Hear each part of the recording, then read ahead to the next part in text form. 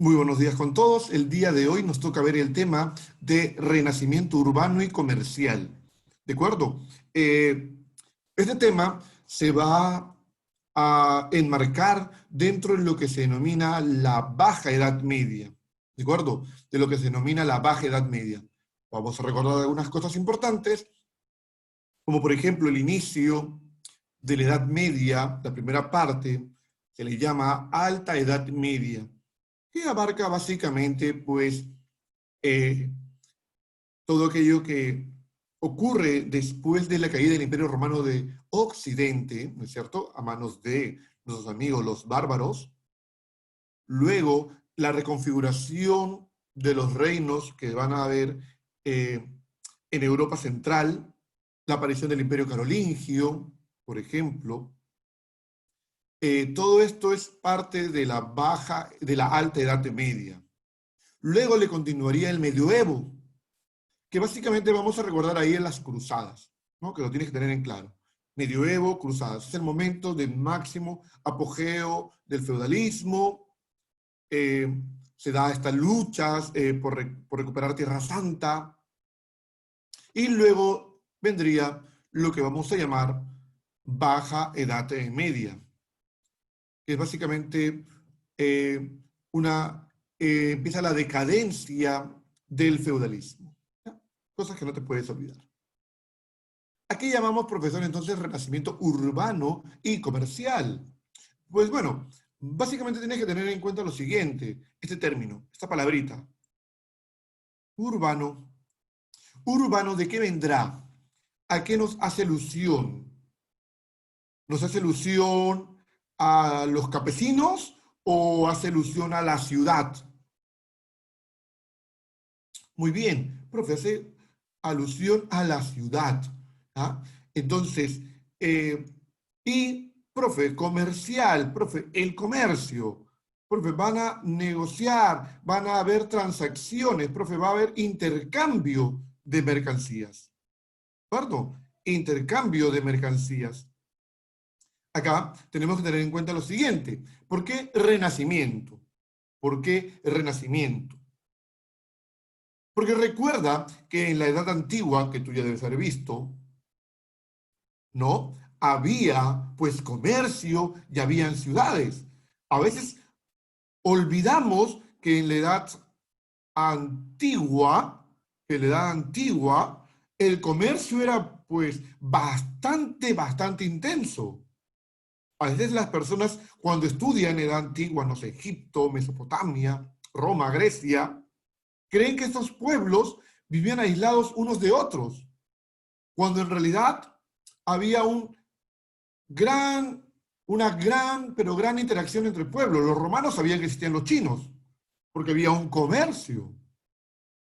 Los egipcios comerciaban con los griegos, comerciaban con los palestinos, con los mesopotámicos, es decir, había una gran interacción entre los pueblos.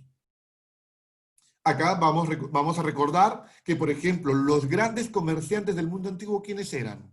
A ver si te acuerdas. Los grandes comerciantes del mundo antiguo, esos grandes navegantes, los fenicios. Muy bien, los fenicios. Entonces tenemos a los fenicios como los grandes comerciantes. Entonces ya había un gran comercio en el mundo antiguo. Sin embargo, ¿qué ocurre en la Edad Media? Lo que va a pasar es que, si tú recuerdas, dijimos que con el feudalismo, cada feudo se vuelve autárquico, es decir, cada feudo empieza a producir para sí mismo. Es decir, hay una decadencia, una crisis con el comercio. De esa forma, entonces se rompen muchas rutas comerciales, no hay mucha interacción. Ya durante la Baja Edad Media, esto va a renacer. Esto va a renacer. Entonces, eso tienes que tenerlo muy en cuenta. Por eso el título del tema. Muy bien, ahí tenemos una imagen bonita, ¿no? La gente intercambiando productos. Muy bien, empezamos con lo que es el renacimiento urbano, el renacimiento de las ciudades. Eh, Las ciudades, nos dice, se formaron a partir de los antiguos y de los nuevos burgos. Burgos era el término de ciudad, ¿de acuerdo? Burgos va a ser el término que se usa para ciudad. Básicamente este término de Burgos se usa en el Sacro Imperio Romano Germánico. Ahí se le va a dar el nombre de Burgos. ¿Ya? Ahí se le va a dar el nombre de Burgos. En Francia, por ejemplo, no se van a llamar burgos, sino se van a llamar comunas. Se van a llamar comunas. En Italia, se les va a llamar repúblicas. Entonces decimos, mira, en el Sacro Imperio Romano Germánico se van a llamar burgos. En Italia, profe, se van a llamar repúblicas.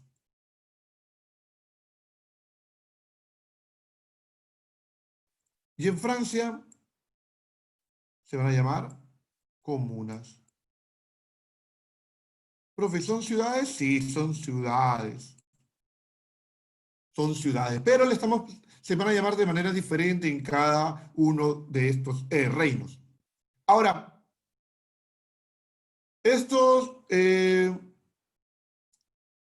estas ciudades, estos burgos, repúblicas, comunas, como quisiéramos llamarlos, eh, no se van a, no van a aparecer en cualquier lugar, sino que normalmente van a estar pues cerca a los ríos, cerca a los mares, a los caminos.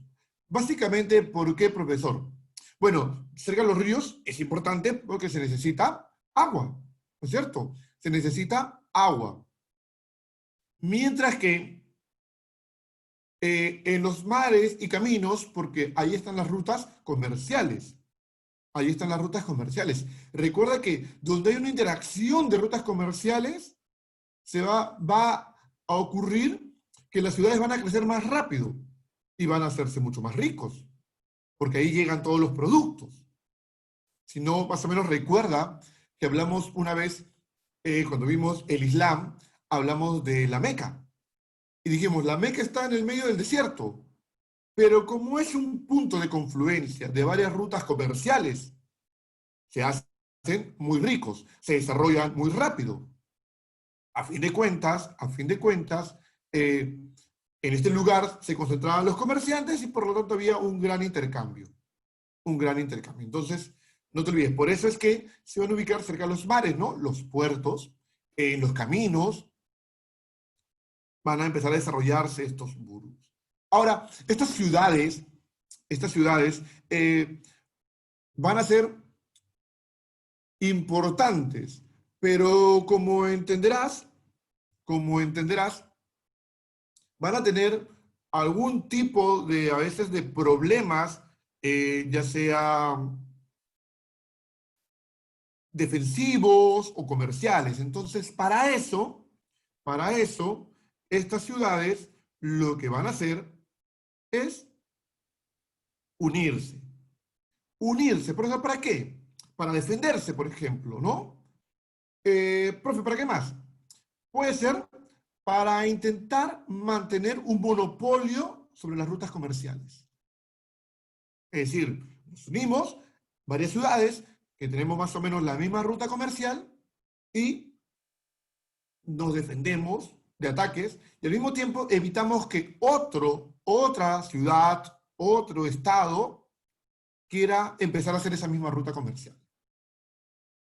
A esas uniones se les va a llamar ligas. ¿Perdón? A esas uniones se les va a llamar ligas. Profe, entonces, ¿qué es una liga? Una alianza de ciudades. Una alianza de ciudades con objetivos comerciales y militares. Ejemplo, la Liga Lombarda, por ejemplo. La Liga Lombarda, ¿no? De ciudades italianas que controlaban la ruta de la seda, por ejemplo. Que controlaban la ruta de la seda en el Mediterráneo. Luego estaba la Liga Hanseática, ¿no? Que controlaba el comercio en el mar Báltico. Entonces, ahí tenemos dos ejemplos de ligas. Ahora, importante que recuerdes que estas ciudades, pues, no son como más o menos tú las entiendes ahora. sino que estas ciudades pues no tenían servicios básicos. Profe, ¿no había electricidad? No, pues estamos en la Edad Media, no hay electricidad, pero tampoco hay alcantarillado muchas veces, no hay agua potable tal cual. Entonces, no hay servicios básicos en estas ciudades, ¿no? Eh, Estaban amuralladas, muy importante recordar que estaban amuralladas para defenderse. Tenían, pues, algunas características en común. Tenían una plaza, tenían una iglesia, ¿no es cierto? Tenían que tener su iglesia. Toda ciudad que se preste de serlo tiene que tener su iglesia. Tenía su ayuntamiento, ¿no? O cabildo, y tenía su mercado. Eso es un clásico de una ciudad medieval, que luego se ha mantenido durante mucho tiempo. O sea, no solamente quedó en la Edad Media, sino que luego sigue teniendo eso. Por ejemplo, la Lima colonial, la Lima de la época virreinal, tenía esas características. Tenías tu plaza de armas, tienes tu iglesia ahí, ¿no es cierto? ¿No? La catedral, tienes tu mercado, tenía todas esas características. Incluso Lima también estaba amurallada.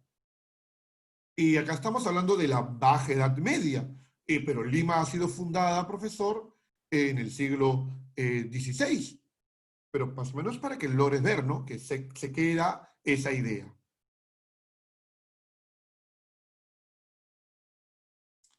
Muy bien, entonces como le decía, poco a poco va a ir apareciendo pues algún tipo de servicio básico, ¿no? Luego aparecen los alcantarillados, que es lo primero, pero va a ser muy precario. Ahora, recuerda que estamos todavía, pues, en la Edad Media, entonces el feudalismo aún existe.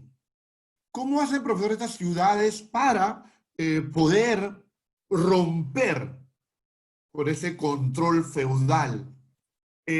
Bueno, aparecen las llamadas cartas de privilegio, ¿de acuerdo? En esto, el rey, como quiere quitarle poder al señor feudal, ¿qué hace este rey?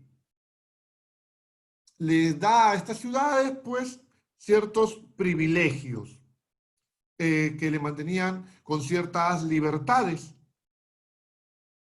Y al fin de cuentas, esto lo liberaba del poder del señor feudal.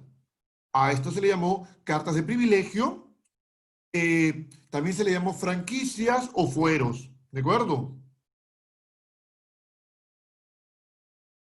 ¿Qué pasaba? Esta ciudad que se liberaba del señor feudal le empezaba a pagar impuestos directamente al rey, perdón, al rey.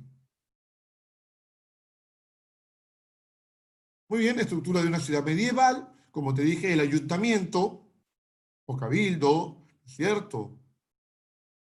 Tienes que tener tu plaza central, que normalmente va ligada al mercado, tienes que tener tu catedral, tienes tus murallas, ¿cierto? Que puedes tener una muralla exterior y una muralla interior, pero era básicamente cómo se distribuía una ciudad medieval. Puedes ver acá el río, ¿no es cierto? El río. Recuerda que siempre hay la necesidad de una fuente de agua. ¿Ah? Por eso es que siempre las ciudades se construyen cerca a los ríos. Y vuelvo a hacerte el ejemplo de la Lima del virreinato. Lima fue construida cerca a un río. ¿A qué río, por ejemplo, no? A ver, tú sabes.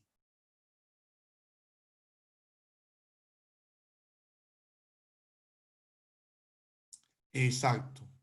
Cerca al río Rímac, ¿no es cierto? Para poder tomar agua de esa fuente. Otro ejemplo, mira acá. Otro ejemplo de ciudad medieval. Puedes ver, el río pasa por el medio de la ciudad.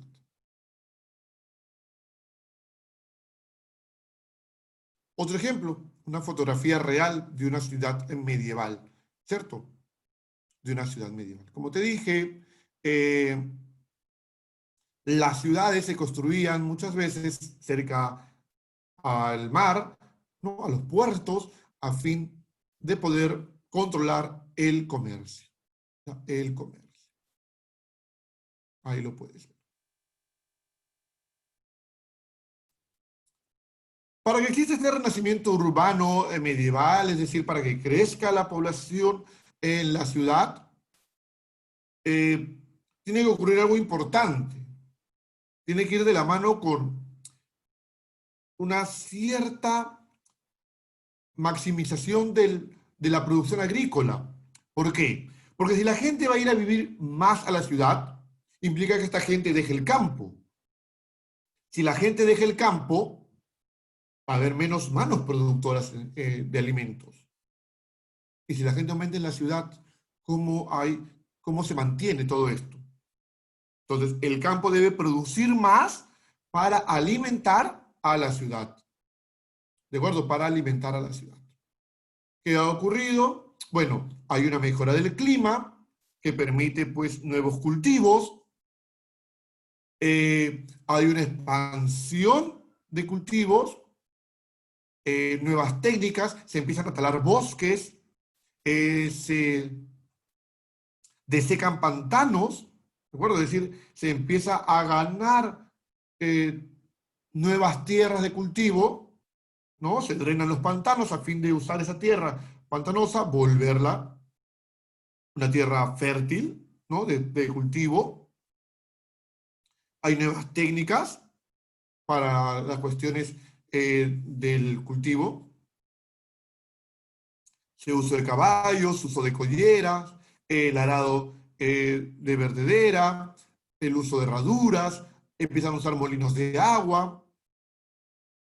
Entonces, todo esto hace que haya un aumento de la población, ¿no? Porque al haber más alimento, se necesita, al mejorar los procesos de producción de alimentos, se necesita menos manos. Y al mismo tiempo, si la gente vive bien, tiene más hijos, aumenta la población. Entonces, mucha gente tiene que irse del campo a la ciudad. Por ejemplo, recuerda esto, es muy común.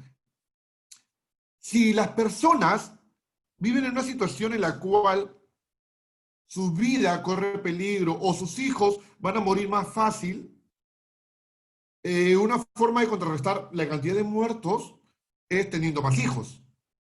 Cuando tienen 12, 13 hijos, al final sobreviven solamente 5, 6. El resto se va muriendo cuando nacen, cuando son bebés, cuando son niñitos, se van muriendo. Entonces, te quedan al final 5 hijos de todos los que tuvieron. Ya, lo mismo va a ocurrir acá. Pero si las condiciones han mejorado, implica que no se van a morir tantos. Por lo tanto, hay un aumento de la población. Perdón, hay un aumento de la población. Muy bien, las rutas comerciales durante en Europa occidental del siglo XIV, ¿no? La Baja Edad Media, podemos ver que hay diferentes rutas comerciales, ¿de acuerdo? Diferentes rutas comerciales. Tenemos acá la ruta de la Hansa, ¿cierto? Acá en moradito, puedes ver toda esta ruta, ¿no? Países nórdicos, Inglaterra, lo que sería Dinamarca, Alemania, puede ver, ¿no? Las rutas italianas las puedes ver en este color como rojito, no lo noto bien, ¿no? Que son las rutas básicamente del Mediterráneo, Venecia, Génova, Nápoles, que llegan hasta el Mar Negro, ¿no? Y obviamente quiero que te des cuenta acá, una ciudad sumamente importante. Nuestros amigos de Constantinopla. ¿Constantinopla es la capital de quién? ¿Capital de qué imperio?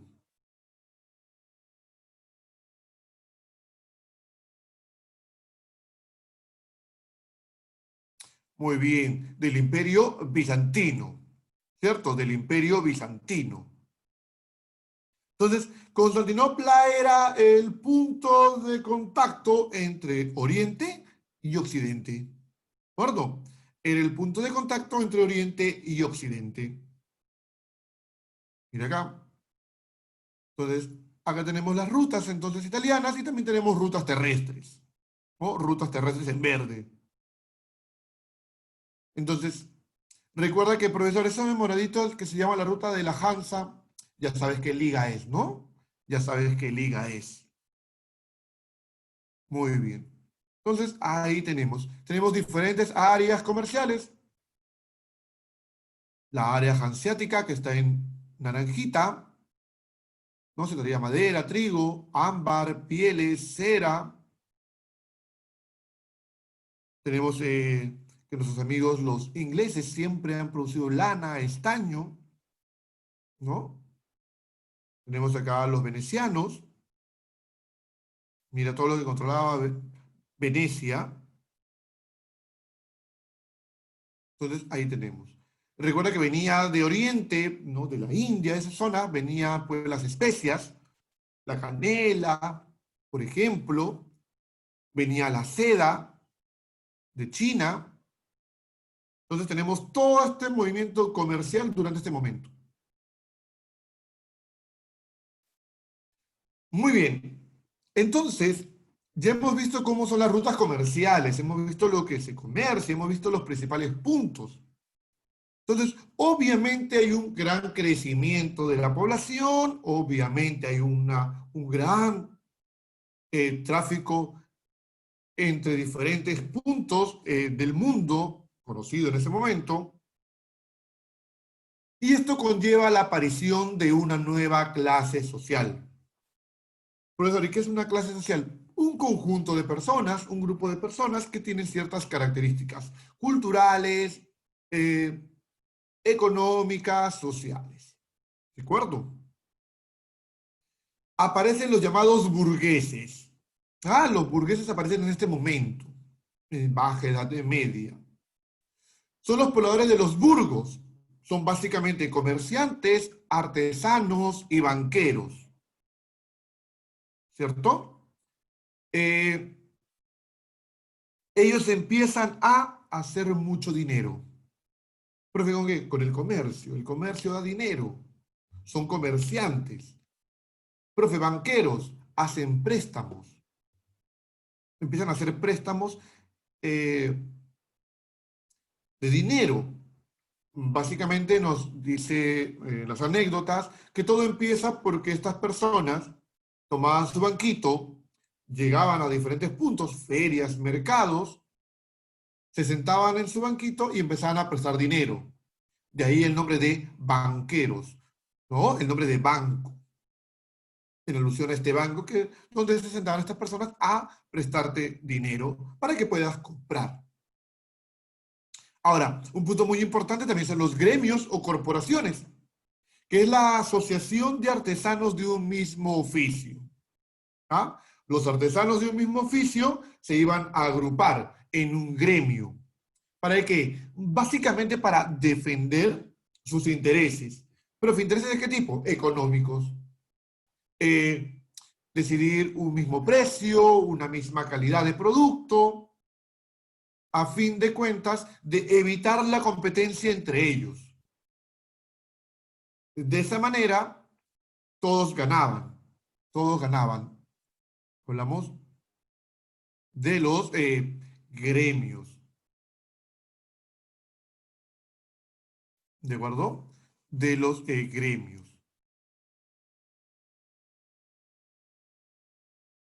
Entonces, obviamente no en favor del poblador.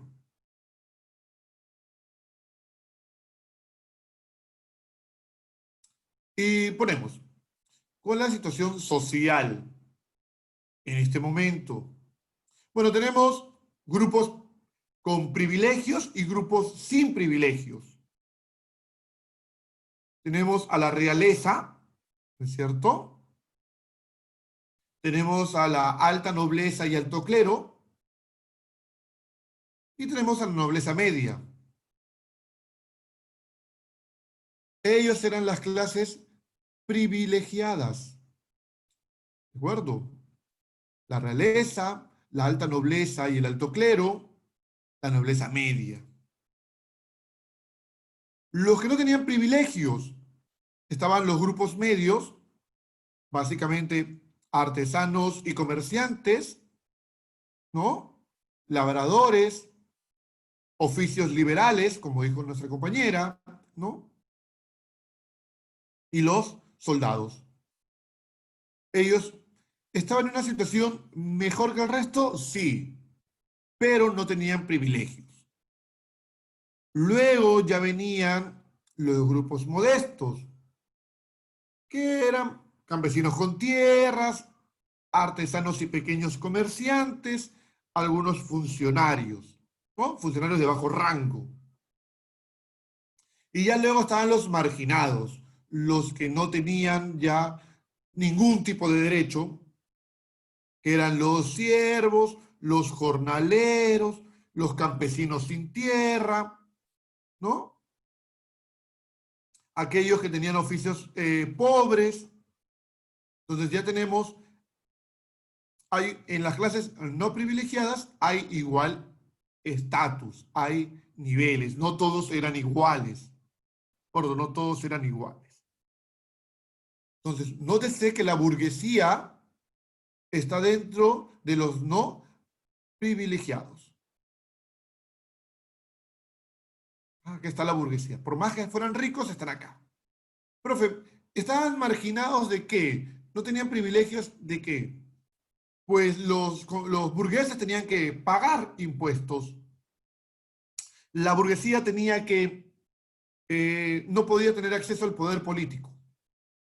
Mientras que las clases nobles, sí, ellos no pagaban impuestos y tenían acceso al poder político. Los gremios, como ya hemos dicho, es una asociación, va a imponer normas, ¿no? Estas asociaciones de artesanos que viven en edificios, ¿no? Que puede servir como de vivienda, taller, tienda, que es propiedad de quién? Del maestro. El maestro artesano. Ahora, este maestro artesano contrata oficiales y aprendices. El aprendiz es el explotado, es enviado por su familia al taller con la finalidad que aprenda el oficio y con la aspiración de algún día llegar a ser un maestro. El oficial es el que está segundo al mando. Su sueño es ser un maestro. Hay varias formas de que pueda llegar a ser un maestro. Una de ellas es casándose con la hija del maestro, ¿es cierto? Para que pueda llegar a ser el heredero del taller. ¿Qué normas impone, profesor? Bueno, ya te dije, el precio, la calidad y cantidad del producto y el trabajo. ¿Ya? Los gremios van a regular todo esto. Entonces, no te olvides, en un taller los rangos son maestro, oficial y aprendiz.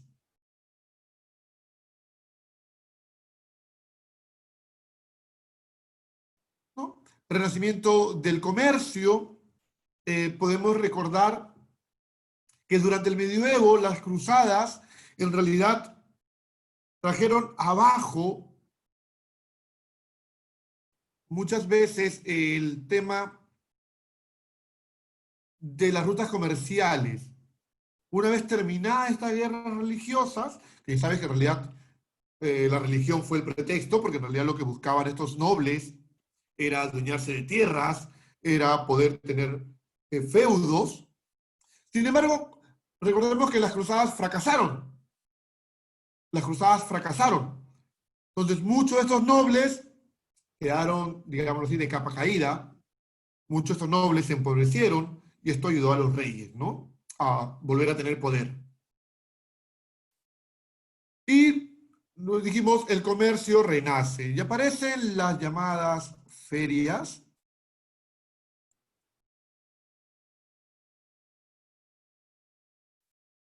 y aparecen los mercados.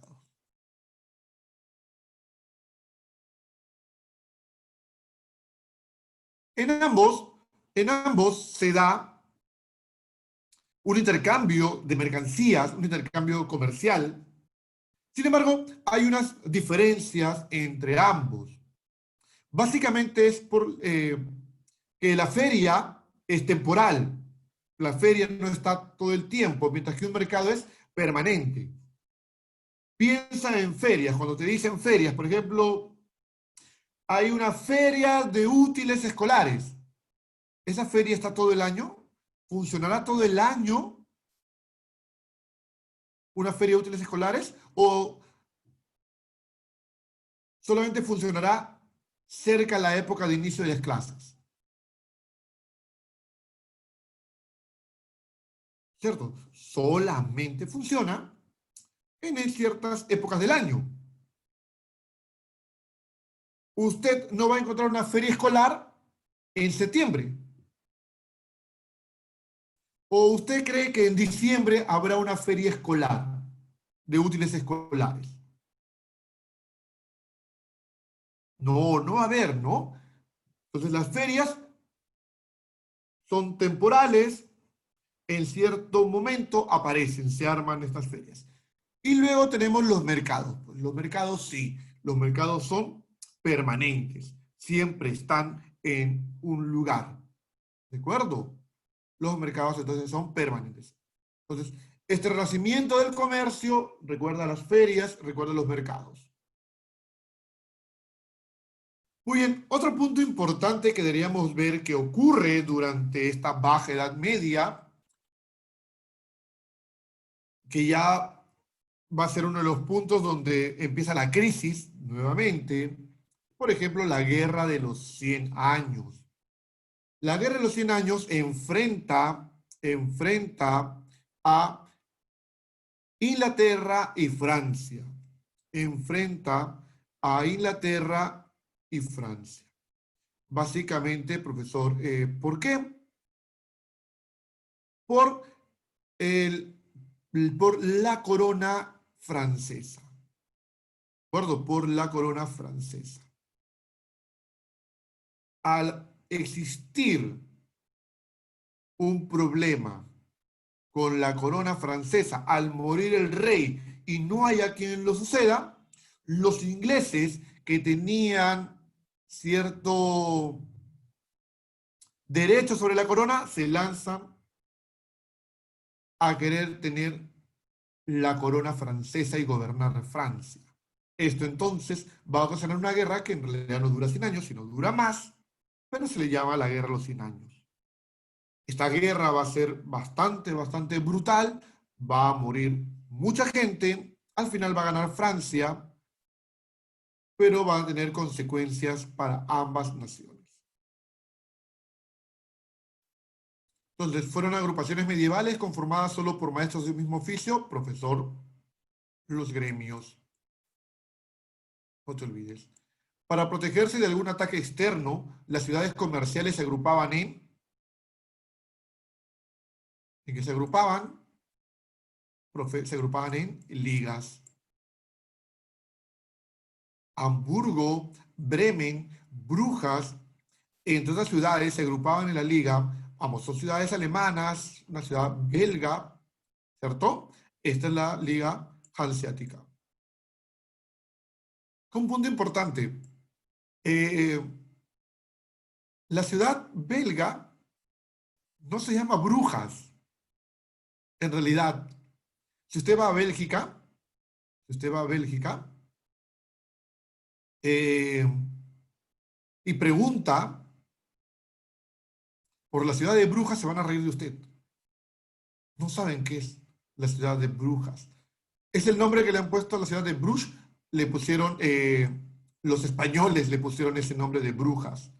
Motivo, no sabemos. Como ya hemos hablado varias veces, los españoles les encanta poner nombres raros a palabras que no entienden.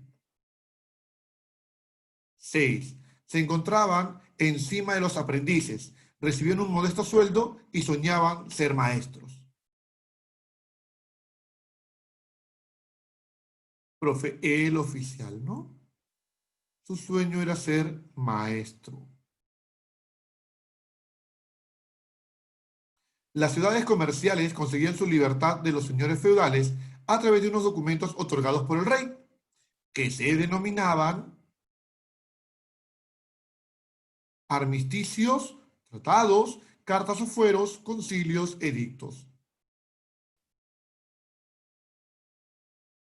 Cartas o fueros, ¿no es cierto? Cartas o fueros.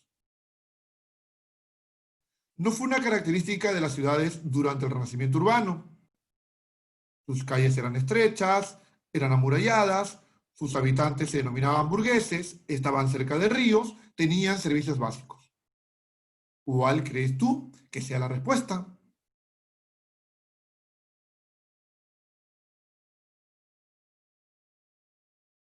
Muy bien, profesor. No tenían servicios básicos, ¿no es cierto? No tenían servicios básicos.